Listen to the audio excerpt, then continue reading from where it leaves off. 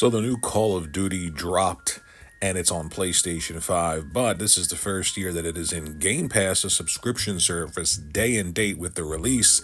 And there's a lot riding on Call of Duty to be, I guess, better than it's been in the past. Now, I'm not a multiplayer centric gamer at all, so I'm going into this talking specifically about the campaign mode because I've played a lot of Call of Duty campaigns over the years, and they've gotten progressively much worse.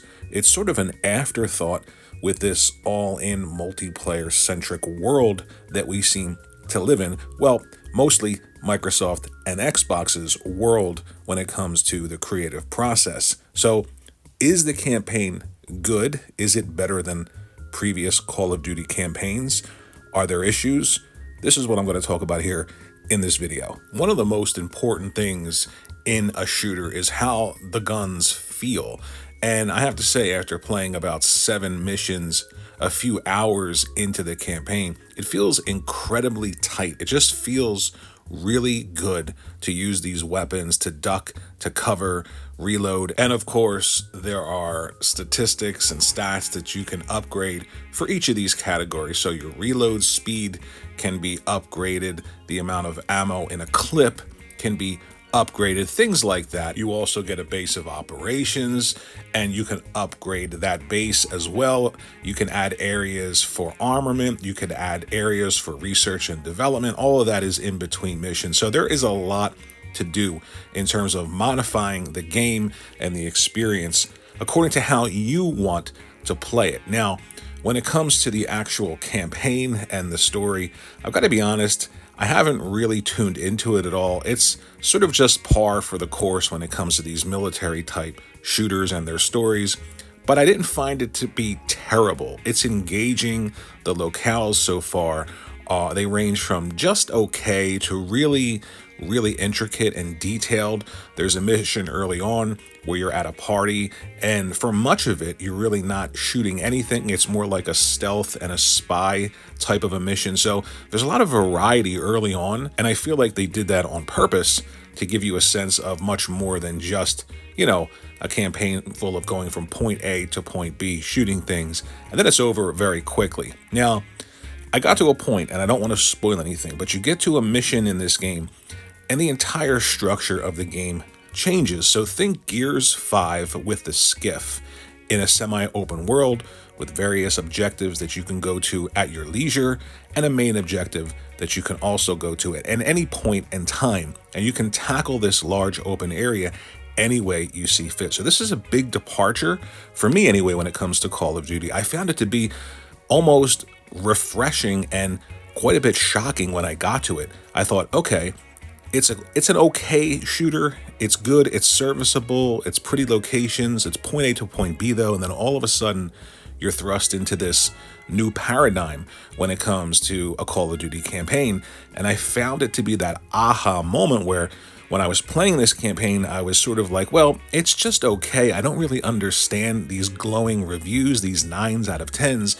But then when I got to this point, I realized, yes, I could see how people were sort of taken off guard and even blown away when they got to this point because it's such a radical shift in a Call of Duty campaign. There are some instances where I've noticed things pop up that just probably shouldn't be there in a game this big. Like there's texture pop in, there's texture load in, level of detail as you get farther away from things sort of degrades.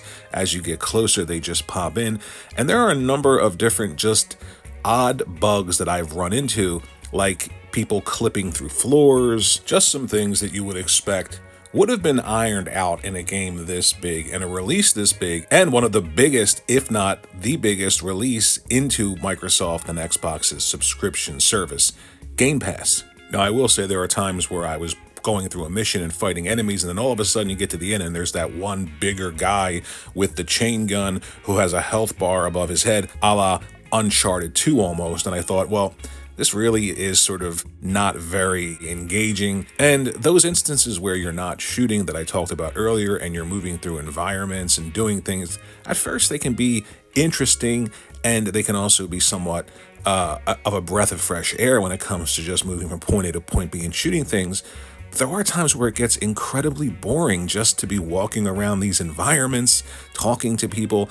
It does feel a bit disjointed at times in a military shooter like Call of Duty, which is pretty much known for its linear, action-packed, almost like a roller coaster ride campaign. So some of the things that I talked about work really well.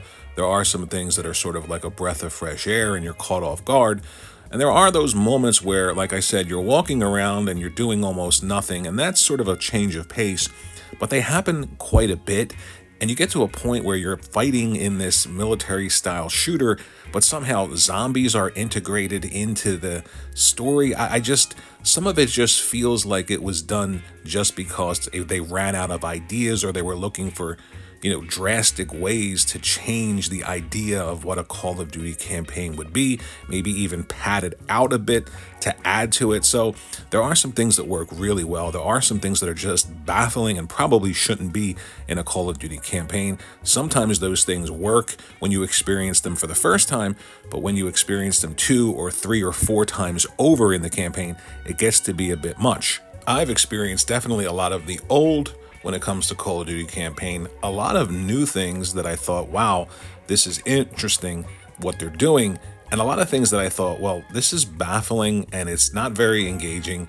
And I don't see why this is part of a Call of Duty campaign. Now, I will say that I feel like this is probably much better than most people expected a new Call of Duty campaign to be. It's definitely better than they've been in the past, so that is an absolute positive. So if you're somebody who's looking for just a single player campaign Call of Duty game to play, this is probably something that you'd enjoy. I'm hearing that it's really short, about 5 or 6 hours, but with that semi-open world and the objectives that you can pick, the side missions that you can pick, all the things that you can do in the world, I'm pretty sure that it'll be a little bit longer than that. So that's it, the big Game Pass release, the new Call of Duty. Let me know if you're playing it. Let me know if you plan to play it.